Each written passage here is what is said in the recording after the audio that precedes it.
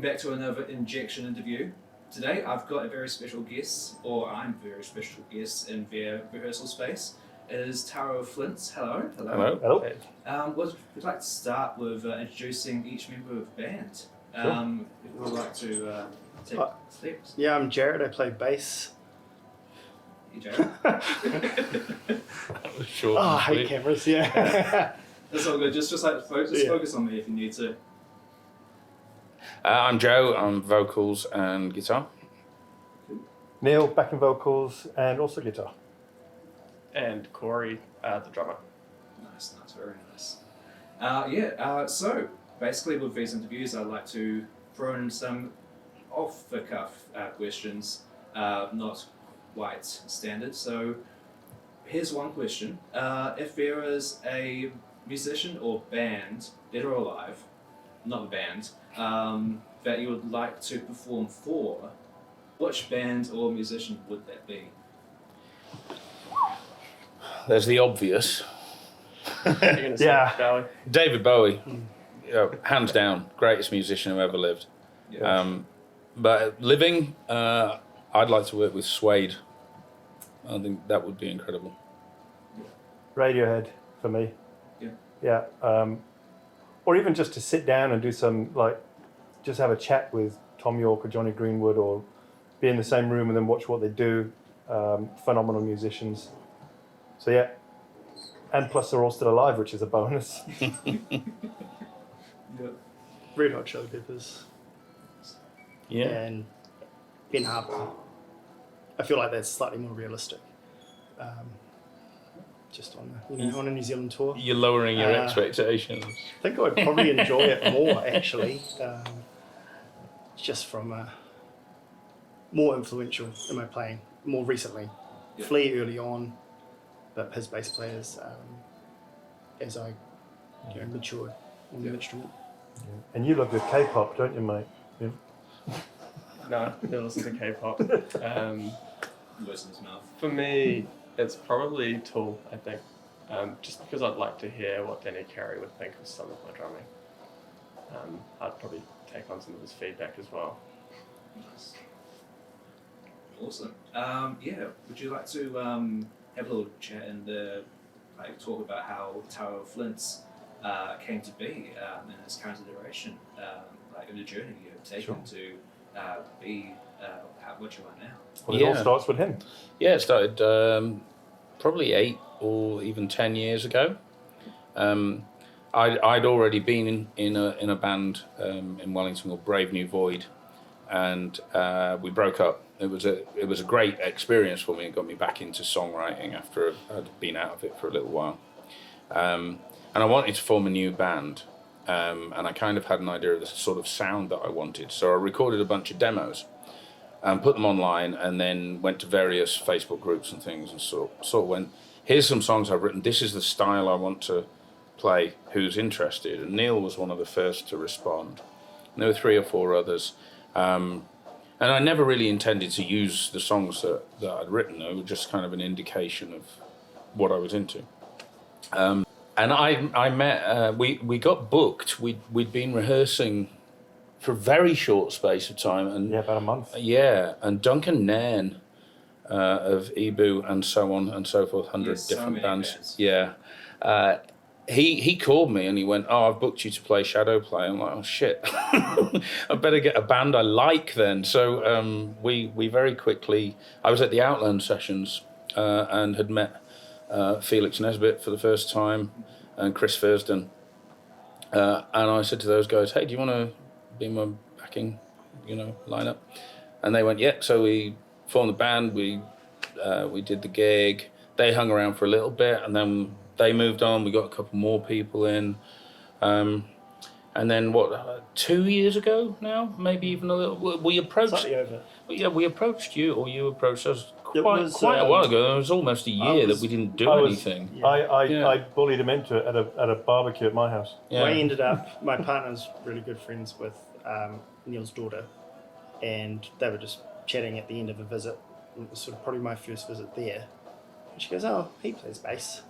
And Neil's like, oh, I don't mind coming to the studio and show me all of his tunes. And I actually instantly really liked them. And then then I was in, and that was pretty effortless, I'd Yeah, say. that was just coming out of COVID, coming out of lockdown, wasn't it? Yeah, and I feel like it we'd was been. after, yeah, it was at the end of my study. Yeah. Yeah. It didn't time. I don't think it was Leash going overseas. That was later, eh? Yeah, so So it was like 2020 or no, Yeah. no, 2022. Yeah, it was just coming out of lockdown, yeah. Yeah, we'd very much been on hiatus. I had a bit of a hissy fit and fired everybody but Neil. And I've got a brown envelope of photographs, so you can never fire me. and the audio recording to go with them. And we tried, didn't we? We wrote a couple of things that we released, and we've since removed. Yeah.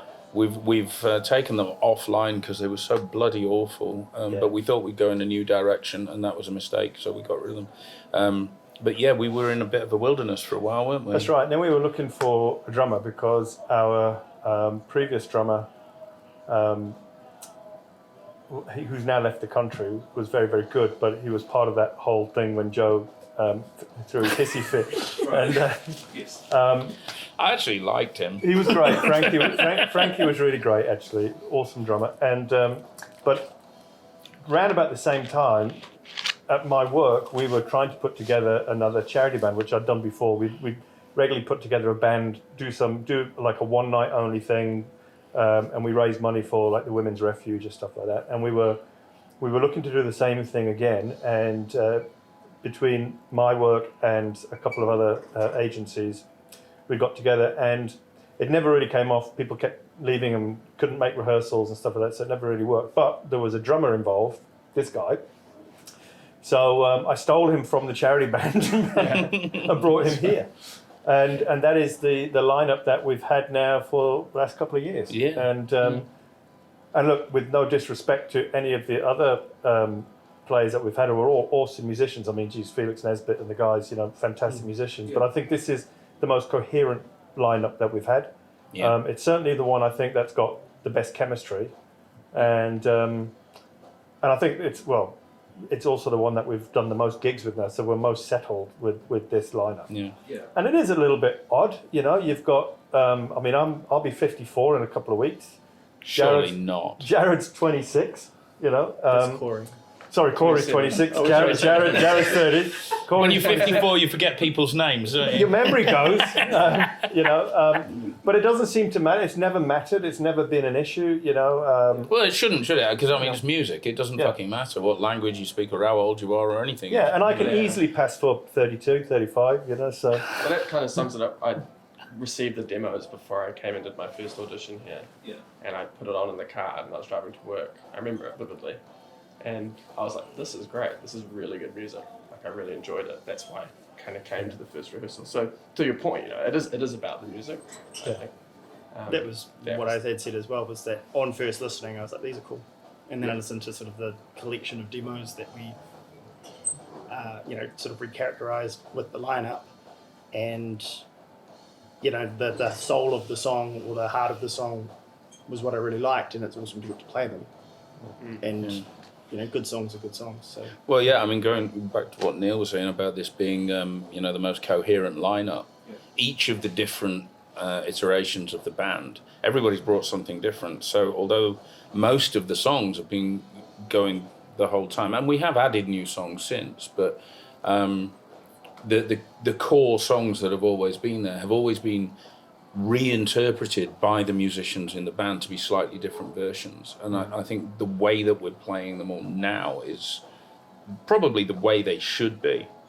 They're nothing like the solo versions that I've done, and Neil's done a couple of solo versions. We've all sort of reinterpreted the songs, but they just feel right the way they are now. So It's a really interesting vibe with the songs because they're not your normal pop punk, heavy metal, standard fare, now, and there's nothing against any of those genres. I like them all, but when we play quite a bit at like Loveland. Obviously, done a fair few gigs at Valhalla. We seem to be getting quite regular pickup in Napier, Paisley Stage, of course, and we're up in the Cabana at the end of March. and people don't really know what to expect if they haven't seen us before. And you can normally see there's a little bit of kind of head tilting to begin with, because there's something quite recognizable in the music, particularly those who are, I would say, kind of 30, 35 and older. Yeah. There's something recognizable in the music, and then you can see it begin to, they get into it. And there's a lot of, the lyrics are generally quite dark. They can be interpreted in many ways, but generally there's an underlying darkness to them. But the music's quite uplifting and a bit jangly at the same time, so it kind of takes people back to late 80s, early 90s, post-punk, very, very early, I hate to use the phrase, but it's very early Britpop kind of stuff. Fuck off. Before it went before it went weird, but those early Suede days. Fucking Britpop, Jesus. But it's got those elements to it, right? So we're not a band that goes in for massive, big, wild lead guitar breaks, mainly because I can't do wild lead guitar breaks. I mean, that's cool. Yeah. But yeah, it's I would say almost every gig that we do where we've played to new people, we get people coming up and they generally say similar things. They go, "Wow, it reminded me of Bowie, it reminded me of Suede, it reminded me of Roxy Music." I mean, how many have we had? Oh God, loads. Yeah. Loads. And usually, actually, we get more that you don't expect than you do. I've been told so many times that we sound like people who are just not my influences at all. The Joy Division. Joy Division, oh God. Yeah. But yeah, people find He something sounds in like the- Ian Curtis, fuck off. People find something in the song that they connect to, and yeah, it's sort of that 35 plus crowd, but also people like myself who sort of feel like they were born in the wrong decade in terms of what's appealing music. And it's band music, it's not something, it's not just all the synthesizer or a looping thing, it's very much the four people having a jam, and it's that in the moment sort of play. Nothing's sequenced or tap of a button to play in. It's all just us. It's really interesting because Nicholas did a review recently of our live album for music.net, and right at the end his last comment was complex music for complex times. And I've never actually thought our music was particularly complex, but I think he's not talking about the technical complexity. I think he's talking about it. We talk about complex themes because a lot of the stuff that the songs are written about come from somewhere. Some of them are made up stories. Some of them are not autobiographical at all, but some of them are. Yeah, but also, I mean, there's certainly an intention when I write that I don't like to patronise the audience. I prefer to be ambiguous. I hate songs where it's almost like you've told a joke and then you explain the joke. The next 2 minutes. Yeah, it's like I would rather that people had to listen to the song and put their own interpretation on it, and consequently, it's ambiguous, and I think that's where the element of complexity comes from, because you've actually got to use your brain. You've actually got to think about it rather than just, I did this, I did that, this is how I feel about it, and now I'm going to party, yay. I fucking hate that stuff. Yeah. Anything oversimplified, lyrically at least, I just really don't get on with. I'd rather people, to use a bit of grey matter. It's all quite poetic. It's not it's not an explanation. There's things you sort of have to listen to a couple of times, and then you go, "Oh God, okay, that's what it's about." Sweet. Yeah. It's not just. It is, but particular it does amuse me when Joe does introduce one or two songs. We don't do an awful lot of talking on stage, to be fair. But Joe very often will introduce a song like "Baby You Lied" or something, and he'll go, "This one's about stalking," but I'm not a stalker, and everyone's ears will prick up immediately because then they want to hear the story, what's the story behind the song, or this one's probably the one that is our next release is Standing on the Edge. Yeah. Now that came from a jam session that we were having in here, really. We had a chord sequence that I was playing around with. I liked it, but I didn't have any lyrics for it. It was literally just a very simple chord sequence. Brought it here to the guys. We started messing around with it. Corey put a really cool beat to it. Jared picked up the bass line really well, and then Joe opens up his book, and within, I don't know, like 10 minutes, we've got this song that, so the lyrics have been in Joe's head or his book for a while, but again, never had a home. I actually used them. We Carl and I in Brave New Void used them, and there's a demo version of a Brave New Void song using those lyrics, but we never performed it. We never recorded it properly, and they're just good lyrics. So I thought I'd use them again. But yeah. But even that one, it's a personal thing for Joe. So it talks about a place that he liked in the place he grew up. But actually, if anybody listens to it, it could mean anything. So. It could be a metaphorical kind of thing, or it could be a physical kind of thing. It doesn't need to be. But for some reason, it just kind of works as a song.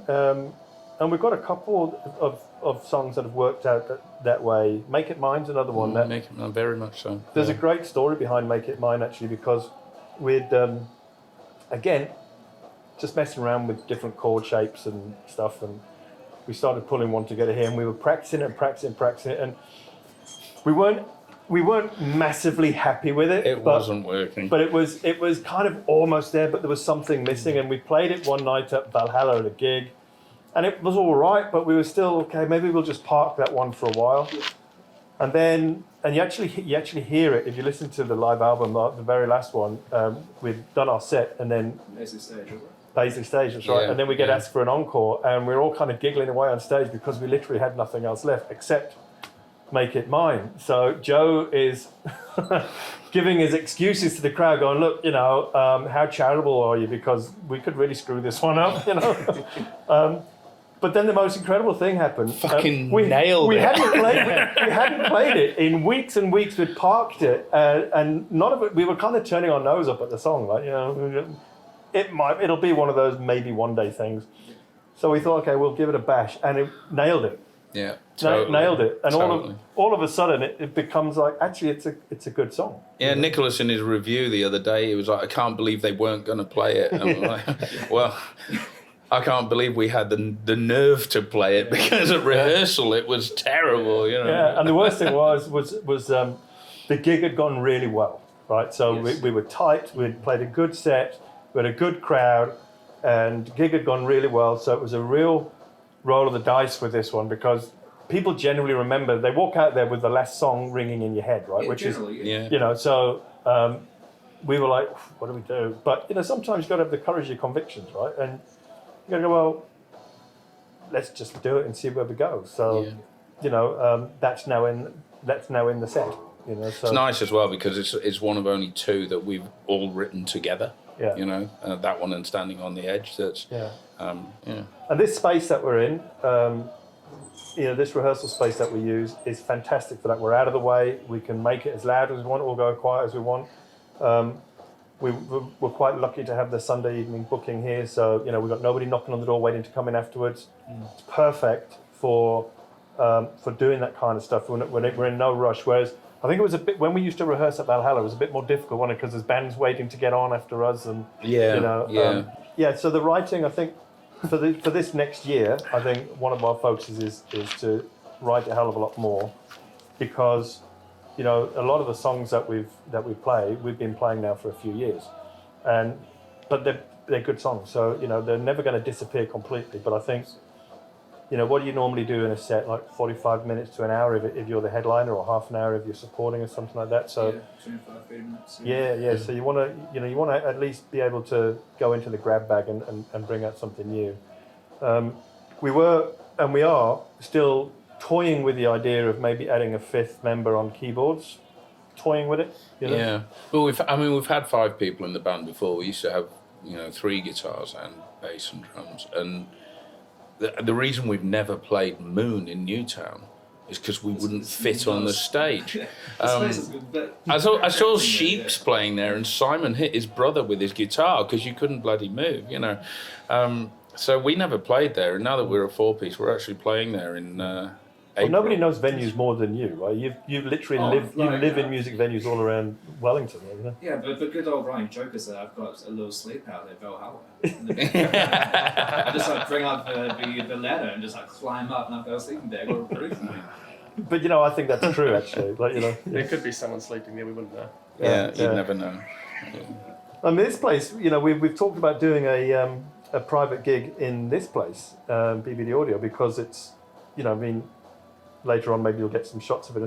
I think it's perfectly set up for a little gig. It reminds me of, do you remember back in the day when Zeal was above? I wasn't Bodega? in the scene at that time. Well, unfortunately. Zeal, the youth club, used to have a place just above the old bodega, and they had a little back room with a very cool setup and all that. That's where my son started to play. This reminds me of that, and you know, you could fit easily, you know, 50 odd, maybe more people in that venue, and it's pretty good, especially for bands who are wanting to cut their teeth in a safer place before they go out onto the, you know, charge $10, you know, ticket kind of circuit. You know, so I'd encourage any band, find a place like this if you're looking to, you know, I think it's better than your back room. Yeah, You know, it feels more like, I mean, proper stage setup, proper speakers and all that, so it feels more real. Sure, absolutely. Yeah. Did we mention that Neil is also our chief talker? I believe you've asked us one question. We've managed 15 minutes or something. So. Oh, well, we've done like two proper questions, but no, it's been good. It's like definitely getting a very in-depth background into your band, and it's actually really insightful. And so, Cool. Honestly, like, if there's a little bit more you guys want to talk about, but otherwise, We could talk about Joe's sarcasm. You know, let's. It's a key element of being a lyricist. you gotta have the charisma. Well, you got to have a charisma. You Lots of know, charisma. I'm working on that. Yeah. Brilliant. Cool. So we're going to move on to the next question then. Yeah. So you've been tasked to record a demo, but it's in the worst possible conditions ever. Mm. But you have to record it. What's the worst possible conditions you can think of? No drum fill, eh? What was that? No drum fill. No No drum worry. Yeah, real static beat with like nothing that I can do to spice it up. I don't know.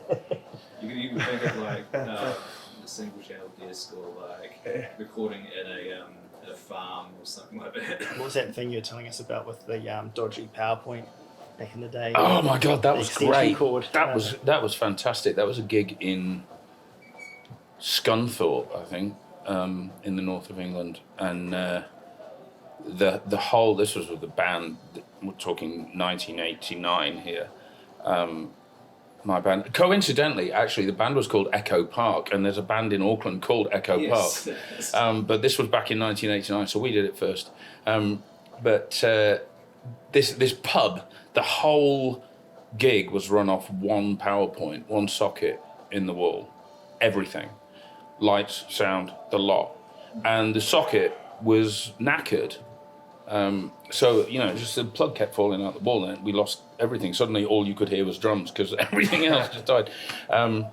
So our roadie, who was the drummer's dad, he was stood there for the whole gig with his foot pressed, the back of his foot pressed against his socket, Yeah. holding everything in the wall so that we didn't lose power and lights and stuff. And then the second half of the gig, because back in those days you'd do 30 minutes, take a break, do another 30 minutes. We were playing to, like, for the first half, two men and a dog on a string, you know, like you always did in the north of England, you know, in these old pubs. And then the second half, local football match had finished and the place just filled up with drunk football hooligans, skinheads and the lot. And we're standing there in, you know, sort of baggy tie-dye shirts and all the rest of it, looking like, you know, some quintessential late 80s British band. And we thought, what are we going to do? So we did Should I Stay or Should I Go by The Clash. Yeah. And they just went bonkers and knocked Frank out of the way. His foot comes off the power and everything dies again. And we're standing in a room with all of these moshing football hooligans. I was about 17 years old and I'm thinking, I'm going to die now. So Yeah, that was fairly poor conditions. Yeah, still traumatised by that. As far as recording and demo is concerned, It's live, whether we're talking like it's just a catching the live performance of something, or if it's actual studio. But the lame answer is a dodgy cable. I think Because it just throws you, you can't get in the right headspace. You're constantly I do worried. recall Outland sessions where. So this was my first Outland sessions. I know what you're going to say. Yeah. So my first Outland sessions I went to where you get a week. So you're there for a week. You're with a whole bunch of other musicians. There's about 20 of us there. Felix and all those guys. Felix is one of the producers at the time. And I went with Joe. And on the way there, we stopped off in Featherstone, bought a hell of a lot of cheese. And I also had a bottle of fire whiskey. And so the whole idea there is you write a song, you basically come up with a demo throughout that week. $60 worth of cheese. Yeah, there's a lot of cheese, and and you come out at the end of the week with something that matter of fact that's where I wrote Fake News, wasn't it? Was it Fake News? Yeah, you wrote Fake News. Yeah. And anyway, so that night, my very first night, was sitting in a room with Joe talking bollocks and all that, and eating lots of cheese and drinking fire whiskey. And nothing else, just cheese. No crackers, no bread, just cheese. Just cheese and fire whiskey. Trying to the whole block or something. Yeah. Oh yeah, it was and serious. there You know was that quite really powerful red cheese with blue veins in it? That's like soft. There was and, that. There was some Stilton. There was some smoked There was cheese quite a and- selection. yeah. And the next day, that night was not good. That night I didn't do well that night. I was in a different wing. I was very happy. I was miles away, But the next day, of course, you got to start playing, and I think that colour, you were pretty kind poor. of Yeah. gunmetal grey, for the whole day. The last thing I wanted to do was sit in a studio, and it was hot as well because this was kind of January, February time. It was hot, and the last thing I wanted to do was sit in a makeshift studio, which was generally like a large bedroom, in this incessant heat, hungover as hell, feeling sick. I've had a cheese hangover. I'd never had a cheesy hangover before. I don't think too many people would have, but No. to that extent, no, absolutely not. It's a thing. It's like meat sweats, but it's cheese sweats, and it's a thing. So that was a memory because I think it took me about a good 3 days to recover from that, to where I could actually face strumming a guitar or listening to a drum beat or something. 3 days out of a week. It was a good lesson learned. But yeah, Outland Sessions, the Outland Sessions is a great place if you're going to come up with a demo. You couldn't ask for a better place than Outland Sessions. You've got all the all the studio setups that you could think. We normally have 4 or 5 studios set up, and you've got some incredible musicians who go there, and some phenomenal producers who know what they're doing. So it's, as an event, you can't top it. If you can't handle your cheese though, just take it easy. You just cut it down by half consumption. I think I overdid it with the stock. I think 80% would be more. You were gone at 20% of the cheese, and you just kept going. It I'll was say a one pride thing. thing. The interesting thing is, since then, I've managed to eat cheese. I still do. I've never ever touched fire whiskey again. I'm just surprised you could eat $60 worth of cheese without having to literally sit on the toilet while you did it. Oh man, it was incredible. It was a good night, wasn't it? It was a great night, Yeah. from what I remember. Yeah, it was a good night. So. I don't know. You ever been to No, Outland I've never Sessions? been. No. Oh, we need to get you along. Yeah, we should get you along. We're planning to, hoping there's been some talk about having it next year because the last 2 years now we haven't done it. But I think 2025, I'm certainly keen to get it going again. And I've spoken to a couple of the other producers, so I think some decisions are going to be made. It's usually early first quarter. Sort of January, February time, yeah. I think I've done about 6 of them. I've been a producer on about 3 of them, and I'd love to do it again. As far as recording demos in poor circumstances is concerned, though, I think these days we're spoiled. It's so easy. All you need is even just a phone, or a laptop or whatever. It's just incredible. The first demos I recorded was a 4-track recording studio, just a Tascam 4-track in a barn on a farm near Sheffield, and you know, you just set up and you recorded one instrument and then the next, and if you were running out of tracks, you had to mix two down together, and that was it. The bass and drums were tied together, and you had to get it right because that, you know, it was gone. You know, now I'm recording tracks with 24 sets of backing vocals, and you know. And then you could easily just like move them around, time shift. Yeah, cut and paste and all that sort of. Yeah, just I don't think other than having to work with people you don't like, which fortunately doesn't happen very often. You know, I can't imagine any situation where you're really struggling to record a decent demo. I mean, you can make professional quality stuff in your bedroom, you know, or anywhere else you choose to do it. So, no, I think we're extremely lucky these days. So, sounding like an old man. Awesome.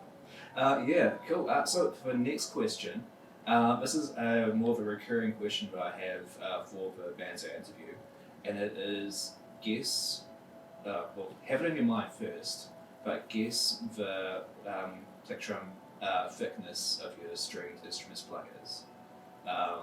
Like if someone guess if they prefer like a nice thick like 1.2 mil pick or such, and bonus points if you can guess the preferred sticks that your drummer uses. Oh, so I've got to guess. So yeah, you go Okay. guess each other's. You know what picks I use. Oh, you use a very. I've forgotten to take them to gigs a couple of times, and I've asked Neil to go into the local shop and pick some up for me while I've been on my way. Yeah, so you. So if he use quite a doesn't know, thin it's one. because his memory's shit. You use a thin one. I think you're on like a 70. Try again. 0.7, maybe even thinner, maybe 0.5 or something. You use quite a thin play. I use a, well, I won't tell you because 0.6. yeah. You tried 0.7 yeah, and 0.5. But yeah, I knew it was quite thin. yeah. Yeah. No, I've had in my back pocket since I was 16 years old. I've always had 0.6 grey Dunlop picks. Every single day of my life. There you go. How sad is that? 34 years. So. What's mine? 1.2. No, it's not that thick. It's not. No, I'm going 0.9. Yeah, 0.8. Alright, Yeah, there you go. yeah. Although I have tried with the ones, the 100s. I've tried with them, but I actually went a bit. I took them down a bit. So. You mostly play with your fingers, don't you? Never play with a pick. Yeah. Yeah. No Look at pick. Fingers and thumb. Look at that, the way you said it with such disgust on your face as a bass player. Never There's played a with little a bit of pick. that. Yeah, that's the age-old thing, isn't it? You're not a real bassist if you use a pick. You just spray your fingernails and you get the same sound. Yeah. Yeah. I'm going to take What a guess. gauge are your fingernails? Yeah, it's probably. They look pretty thick. Yeah. I'm going to take a guess and reckon that you play with your sticks are probably like a Tool signature or something. Yeah? They were. I was using those. I don't have them at the moment. But yeah, the Danny stick was one of my favourites. So, Yeah. but bit of the skinnier side, I guess. Yeah. Rounded tips. What are you using right now? I'm using some Zildjian ones that actually came with a cymbal that I bought. Oh, yeah. I just like my practice ones. That Free I ones. Yeah, free ones. Freebies. Yeah. I feel completely excluded because I know absolutely nothing about drumsticks. I couldn't have asked you about that and actually had any kind of idea what you were talking about. Yeah. Yeah, I guess you either like really skinny ones, medium, or large thick sticks. Right. And then it becomes about like the head. And I like to just go for a full wooden stick. I don't do like the plastic tips or anything like that. Just a full wooden stick, but more on the lighter side because I find it helps me just being able to maneuver around the kit a bit better. Right. And I feel like I put plenty of power in it anyway, even with a thin stick. It works for me. Yeah. Nice. Cool. Now, second to last question. You guys are going to be playing at a Halloween-themed show. What do you all dress up as? Well, I was going to say Freddy Krueger, but that makes drumming pretty hard. Unless you Good have like Wolverine, eh? creep sticks. What you do? I'd go for, being a big Batman fan myself, I'd go for the Cillian Murphy Scarecrow. You know, because I think that to me that's just horrible to look at. it's such an effective costume. Plus, all you need is some old sack, right? So you And know, we wouldn't have to look at your face. sarcasm again, right? You know. Yeah. Would you be gassing the crowd as well? Yeah. Yeah. So yeah, I think that. But I mean, this has been in the studio for a while in this space, and I must ask Brady about it. What they're going to do with it, because you know you got his scythe up there, and Scythe. scythe, is it a scythe? Scythe. Scythe. I bet you say Skyfi as well, Yeah, don't it's a you? skyfire. So he'd have to come with us, right? He'd have to come The with Grim us. Reaper. The Grim Reaper. Don't fear him. Yeah. Yeah. Oh no, I've looked in his eyes. That's me done. Yeah. We're not really a Halloween type band. I think if you took our the dark lyrical content and added frightening costumes, it'd Well, be we always wear black. well, yeah. It's very slimming and it goes with everything. Yeah. No, I think I'd be in a bright yellow boiler suit with a gas mask, just to kind of keep the theme with the scarecrow. Oh. we're And then kind of. unidentifiable I could do at that Breaking moment, Bad. just because it feel like it could be. You could. Well, you practically are Walter Yeah, White. I could do aren't Walter you? White. I Yeah. could go in there with Walter White. We've kind of got to think about that actually, because we're booked to play at the Paisley stage in Napier again on May the 4th be with you. Oh yeah. So, do you or don't you? You have to. Yeah. And Should I rewrite all of the lyrics to sing them Yoda style? No, I reckon because we always dress in black, it's quite easy. We just all go in as members of the Empire. Lied you did, baby. we can go into the Imperial March. Like, Oh, fucking brilliant! Yeah. Yeah. We could actually rework. I do Darth Vader. You can all be stormtroopers. We could rework the beginning of Moon. That's no moon. We could rework the beginning of Moon into the Imperial March. Yeah, we could, but Yeah. we're not going to. If you're watching from the Paisley stage, no promises. Let's follow on that question. What's coming up for Tower of Flints in terms of possible releases you want to tease or shows that you got lined up? Okay, yeah, so the two songs we talked about a bit, we definitely need to, we've been trying to get time in the studio. I'm off to England in a week, and Corey, you're off to Australia. Wow. Yeah, we're all so busy. But Standing on the Edge, we want to do a proper studio version of that. It's a great song, and we really want to. It'd be really nice for us to release something that was written by all four of us as a group. So that's a big focus. Likewise, Make It Mine, the surprise hit, Make It Mine.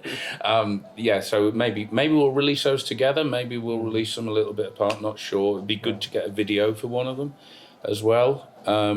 Live at Paisley stage is only a couple of weeks old now. Yeah, that's only 2 weeks ago we released that. 2 weeks ago. Yeah.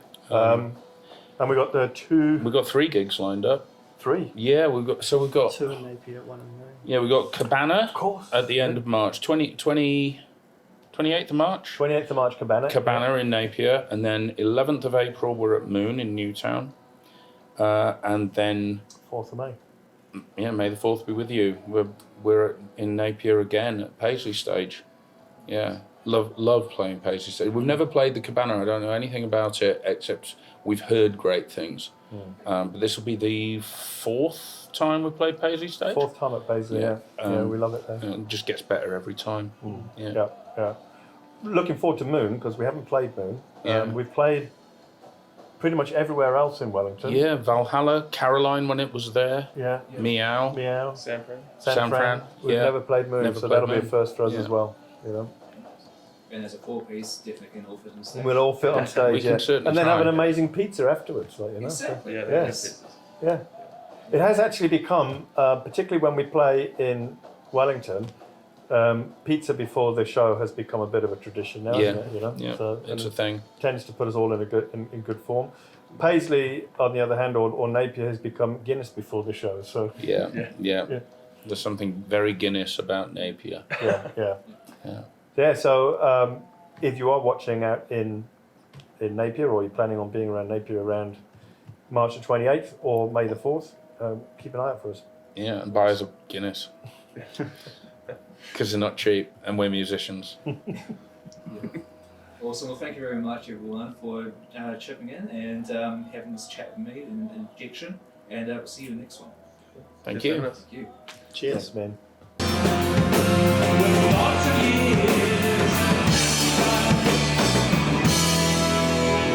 And here's another band as well. We were just talking beforehand about getting comparisons. There's one band which I thought of when I saw you, I think the first or second time with Valhalla.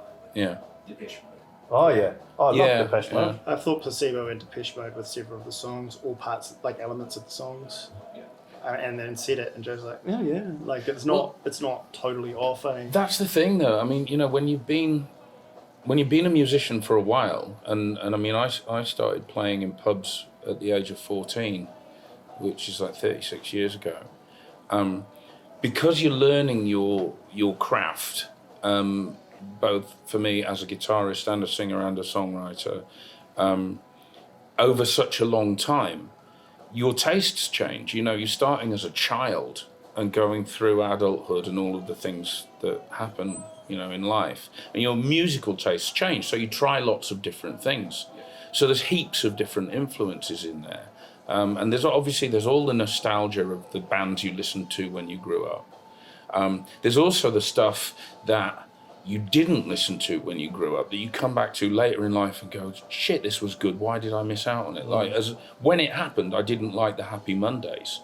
These days, I absolutely love them. I was like, why wasn't I listening to this stuff? And the answer is, it didn't have distorted guitars, and that's what I was into at the time.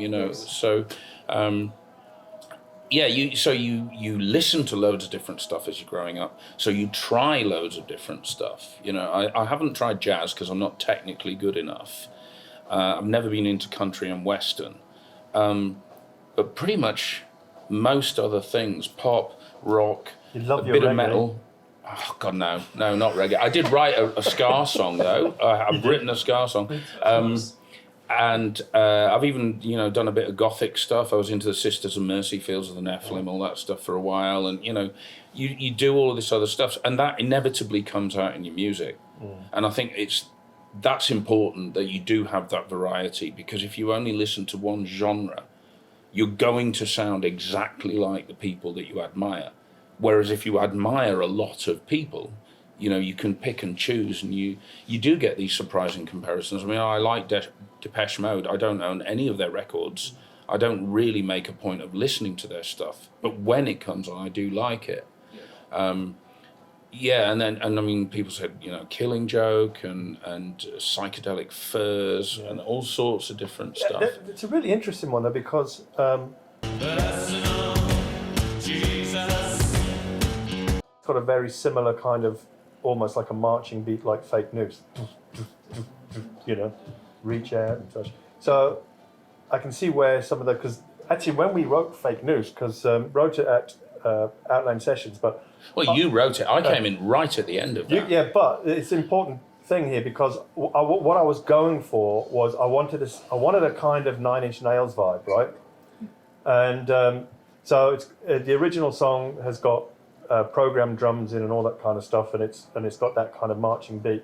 But we were struggling to get the Nine Inch Nails vibe until Joe came in and with his 12-string, just right at the end of the song where he starts to, he's playing quite up high in the fretboard, just this ringing kind of almost like an alarm sound. But it just wraps the whole song into the way that we wanted it, because that's what gives it that feel from that particular influence, right? So we now play it more kind of rocky than that, because we're playing obviously with a live drummer and everything. So it's not quite Nine Inch Nails anymore, but it's still I still love it when Joe brings in that high pitched ringing sound right at the end, because it reminds me where we started out with that. So yeah, there's loads of influences, right? I reckon as well that like one of the big advantages to the songs is that none of them instantly prejudice you towards a style or a musician. So it's like, there's flavors, but it's not, this is like in the spirit of REM. Exactly. And so you're not then forced to play that way. You can still interpret it how it makes sense to you, and it's never, it's never like emulating someone else. It feels very original, or at least the playing of it does, because you can't grab one particular thing and say, oh, it's this or it's that. Yeah. It's there's enough sort of. And that's why I from said everywhere earlier. That's why you see people's heads kind of like they're trying to figure it out. You know, they're like, oh, this is there's something there that you can see people picking up on. Like I said earlier, it's quite gratifying as well because when you're writing stuff and doing demos and stuff, you inevitably show it to your friends first, and your friends know what your tastes are. And I'm a massive Bowie fan. There's no secret there, But the only time at gigs that anyone says it sounds like Bowie or you perform like Bowie or whatever are people who already know that I'm a massive Bowie fan. No one else, so it's almost like they're looking for it. No one else picks up on that. They always come up with different influences, which is kind of nice because for a long time I deliberately tried not to write or play or sing in any way that could be construed as being like Bowie, and everything I did was shit. As soon as I just sort of went, well, this is who I am, this is how I sing, this is how I write, fuck it, then came out with better material and the performance was better. And as I say, the only people who say he sounds like Bowie or he wants to be like Bowie or he sings like Bowie or whatever are the people who already know I'm a big Bowie fan, so all those other comparisons, some of them I'm sort of not sure about that, but it's nice that those comparisons come through because it means that people are hearing lots of different things in the music, and not just one influence. So yeah. Well, I'm glad I don't get an immediate grimace when I see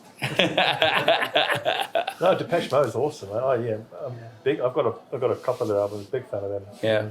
I've got two of their albums. The remixes similarity as well. Like it's not. Yeah, it's like lived lives, not.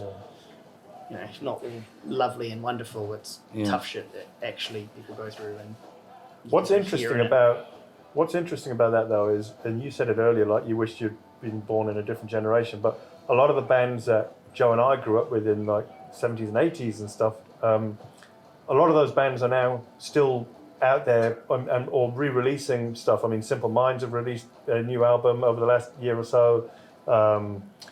Tears for Fears are still doing their stuff. Yeah. Depeche Mode have released new stuff. Suede have released new stuff. And you look at this thinking... Even the Cult, they brought out a new album. The Cure's got a new album coming out soon. They keep talking about it, but it's apparently coming out soon. And you look at these things, and the reason why those bands are still going is because they were bloody great. They were really awesome bands. But the fact that they get the popularity isn't because it's just our generation listening to it. You go onto YouTube and you look at some of the comments underneath some of these bands. It's the younger generation are getting into them. And I think it's because it doesn't sound like everything else. It's not, and that's not knocking that's not knocking popular music. It just slammed. It's got its own thing. Well, it's got that complexity we talked about earlier. It's just there was a study, wasn't there, that so some university, I think in Sweden or something, looked at pop music over the various eras and the complexity of lyrics, and actually kind of formed a graph or a flow chart showing the complexity of lyrics, the number of different words used and the variety of lyrics used in pop songs from the 60s onwards. And it's just this downward slope, that it's getting more and more dumbed down. And for me, I think, everyone, thinks that the music of their generation is better than everybody else's. But for me, I think that sort of very late 70s through the 80s to very early 90s period of songwriting was just phenomenal. Some great artists really tackling for the first time subjects that weren't just love songs. I reckon there'd be a similar curve in terms of level of musicianship.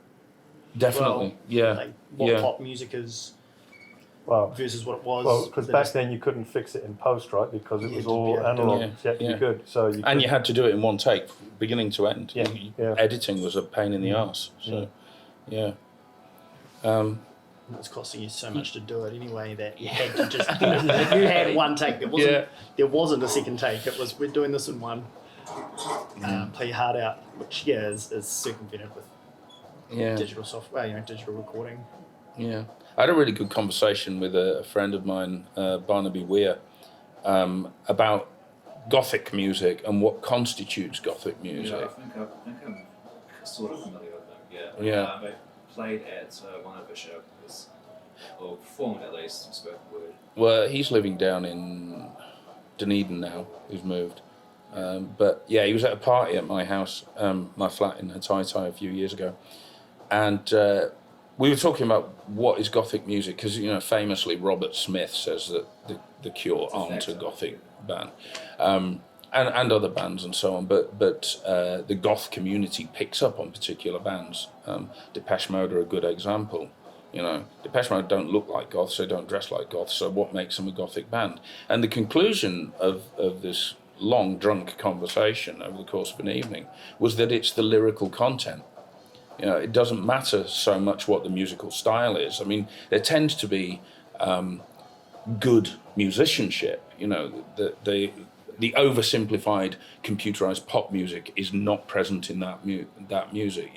You have real musicians playing real songs.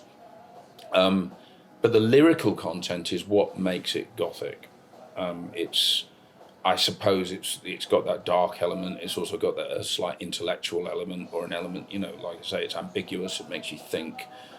It makes you actually consider what is the artist trying to say. And in that process, the music becomes yours. You gain a sense of ownership of that music. And I think for that reason, Gothic or otherwise, it's very dangerous for artists to explain to their fans what a song in detail is supposed to be about. That would be like meeting your favourite musician, telling them what you thought of their work, and they say, well, you're wrong. How would that feel? That would be awful. I think it's more important that the audience listens to the music, decides what it's about, and then it becomes theirs. Yeah. It doesn't belong to the artist anymore. And if you decide that the song's about something that I didn't think it was about, I'm not here to tell you that you're wrong.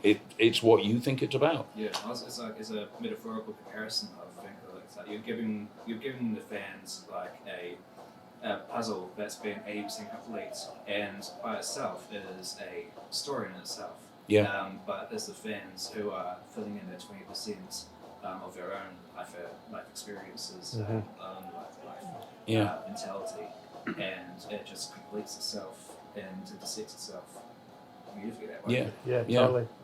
Yeah. 100%. It's that whole image that a good idea exists between the two minds. So neither is complete, but they create a complete, and that does vary person to person. Yeah, even it's a conversation, isn't it? It's a transaction between, Yeah. That was deep.